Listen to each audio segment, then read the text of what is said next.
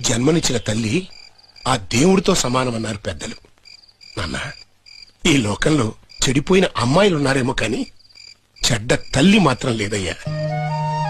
నా దృష్టిలో ఈ లోకాన్ని సృష్టించిన దేవుడు జన్మనిచ్చిన తల్లి సమానమే కాదయ్యా. తల్లే ఆ దేవుడి కంటే ఒక మెట్టు పైనుందయ్యా.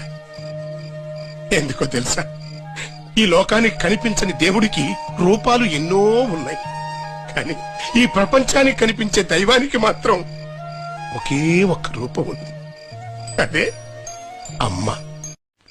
జన్మనిచ్చిన తల్లి ఆ దేవుడితో సమానమన్నారు పెద్దలు.